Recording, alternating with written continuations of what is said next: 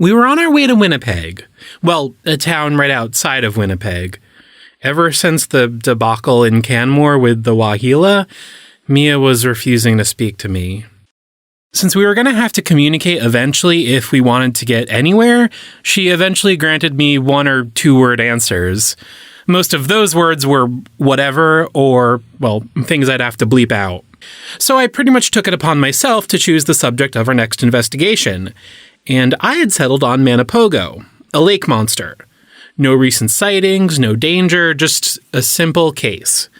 The drive was about 14 hours, which we split up over the course of 2 days.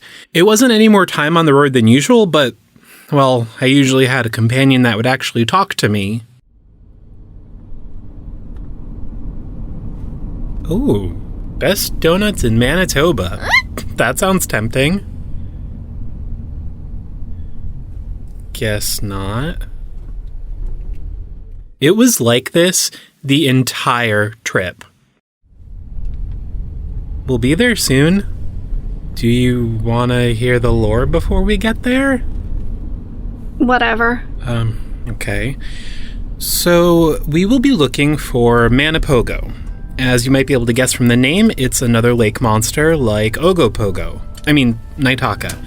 But I bring that up because the names are related. But I'll get to that. So, reportedly, it lives in Lake Manitoba. As with most of the lake creatures we've found so far, reports are pretty varied. According to some nebulous claims, the natives have told legends of a creature in the lake, but actual sightings only began in the 1800s, and the only concrete records I could find are from the past 100 years or so. There have been about a dozen of them, roughly once every decade.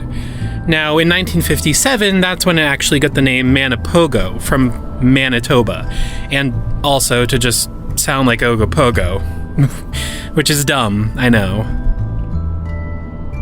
Anyway, most witnesses have described it as serpent-like or reptile-like, which is not surprising. A lot of people claim that it had multiple humps, usually brown in color.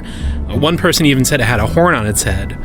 It's been described as being anywhere between 10 and 50 feet long, which could be from multiple creatures, like babies and stuff, or maybe just inaccurate reports. Given all the lake monsters we've seen so far, I think it's safe to say that it's probably some species of extinct sea creature, but which one specifically would be anybody's guess. So, any questions? Yeah. Oh? Are we just gonna kill this one too? After what seemed like a whole lot more than 2 days of driving, we finally reached Lake Manitoba, in the province of Manitoba, which was only a little confusing. Anyway, Lake Manitoba was a good-sized lake, about 120 miles long. Not nearly as big as the Great Lakes, but definitely one of the largest we've been to. It was located about an hour northwest of the province's capital, Winnipeg, and north of Winnipeg was the much larger Lake Winnipeg, which was... Nope, definitely not confusing. I had decided that we would stay in St. Laurent, which was a small town on the actual coast of the lake. They actually throw a Manipogo parade every year, so it seemed like the most appropriate choice. Anyway, we found a room and got settled in. Hey, it's time to go meet with that witness. You coming? No. Oh, okay. Just gonna stay here then? Yup. Alright. I'll be back in a little bit, I guess. While Mia stayed behind to watch Fritz, and I guess just generally enjoy my not being there, I went to meet with a man named George Laurence. Now, I know I said there hadn't been any recent Manipogo sightings, but George claimed to have seen it once about 6 years ago. He agreed to talk with us about it once we were in town. Hi, George? Yes. Lucas? Yep. Thanks for meeting with me. Sure. Don't know how much I can tell you, though. Hey, anything helps. What can you tell me about it? Well, I saw something. Okay. Something is good. And you think it was a monster? Not like a big fish or anything? Yeah. See, I was walking my dog along the beach, and he just started pulling towards the water and barking. He's usually pretty mellow, so of course I looked to see what he was barking at. The Manipogo? Yeah, it was this big shape, coming up out of the water and then going back under. It did that a few times, and I got a quick glimpse at it each time. It was almost dark out, but still light enough to see it. What did it look like? Well, I'm sorry. It's been years at this point. I actually don't remember what it looked like, but I can show you. You can show me Manipogo. Like, here? Now? No, you don't understand. I drew it. Oh, right, of course. Okay. I knew what I had seen wasn't normal. I was living alone at the time. There wasn't anyone I could tell right away. And when I got home, I just had this nervous energy. So I sat down and drew what I saw. Hang on, I brought it with me. George proceeded to take out the picture he had drawn of the Manipogo. The water was simple, just a few lines representing the waves, and then there were two shapes sticking up out of the water. The first was a thin triangle on its side with two dark spots, the eyes. And the other shape, some distance away, was another taller triangle. This one seemed to be a fin.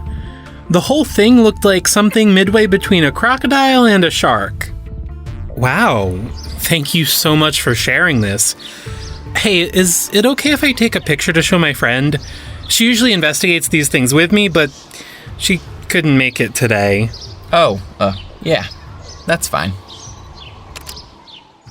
I returned to our room and told Mia what George had said. I also told her that I had taken a picture of the drawing, but if she wanted to see it, she didn't say anything.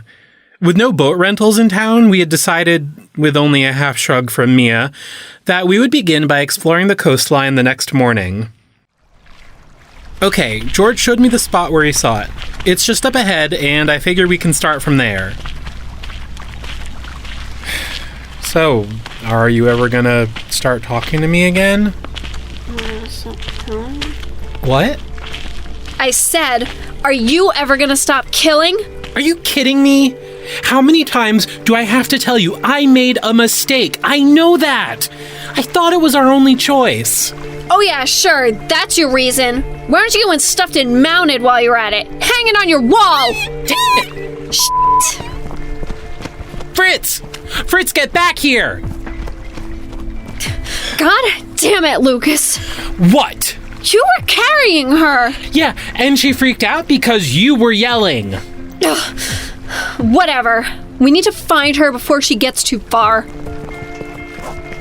And so, instead of searching for the Manipogo, we spent the next 2 hours searching for our pet tatzelworm. We continued looking late into the afternoon, even skipping lunch. Fritz! Fritz! Fritz! Fritz! This isn't getting us anywhere.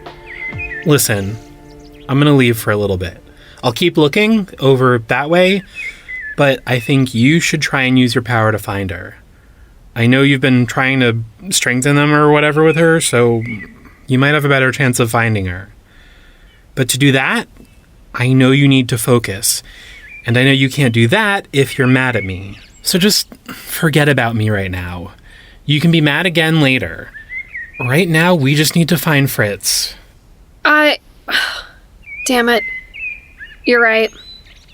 I'll try.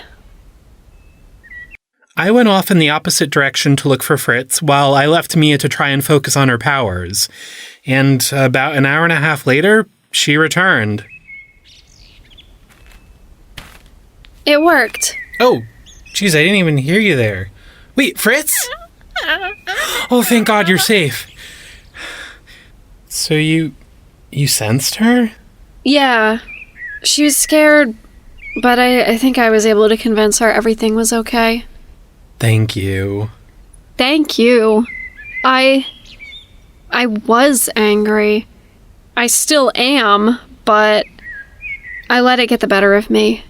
I was just so mad, I couldn't think straight. I needed to let it go. So, does this mean... Do you forgive me? No. At least, not yet. Okay, that's something. Now come on. We need to get to the store. Wait, the store? Why? Because Fritz wasn't the only thing I found.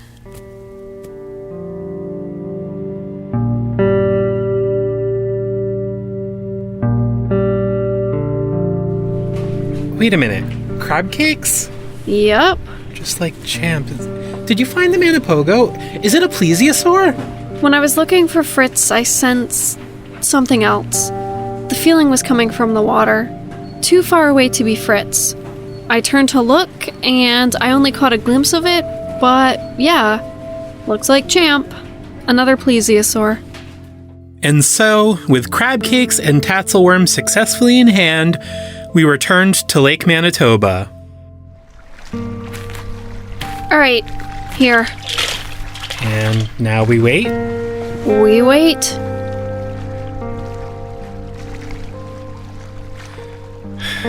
Man, Champ.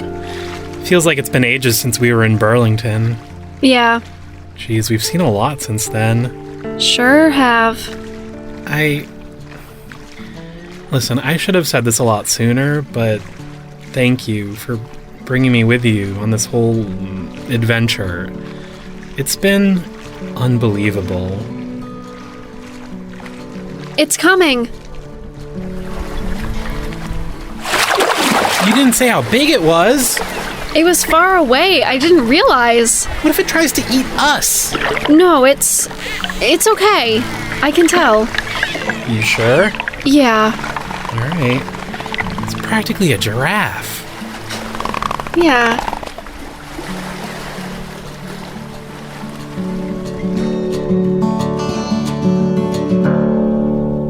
I think it's time we head back to the States. Oh, okay. Sure.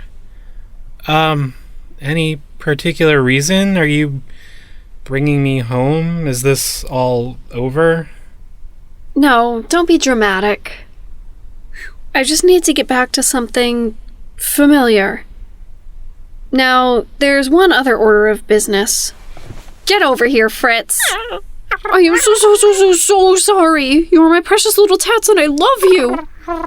But don't ever run away from us like that again.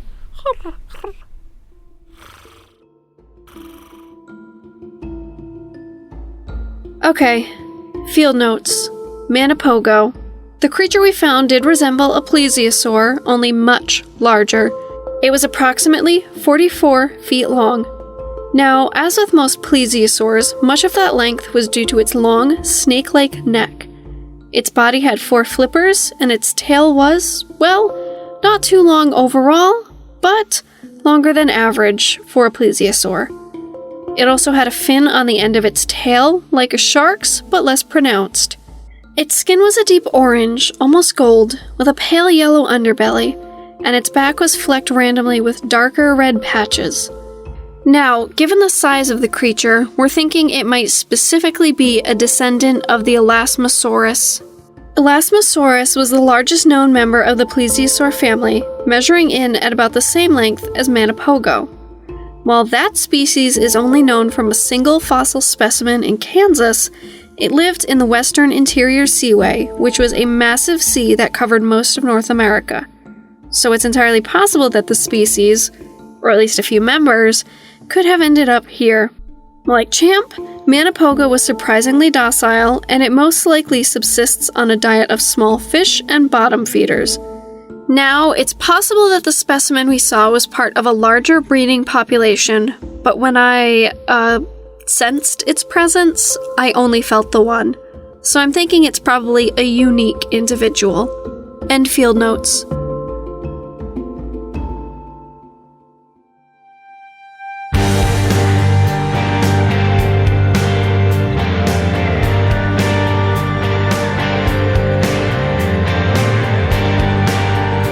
The Cryptid Cases has been a production of Little Giant Monsters. If you enjoyed the show, please consider leaving a review on iTunes or tell a friend. It really helps others find the show. If you'd like to follow us on social media, search for Little Giant Monsters on Facebook, Twitter, or Instagram. You can also visit our website, littlegiantmonsters.com. Check out any of these pages to see other projects we're working on, as well as a new Cryptid sketch every Monday after the new episode. Thanks for listening, and see you again soon.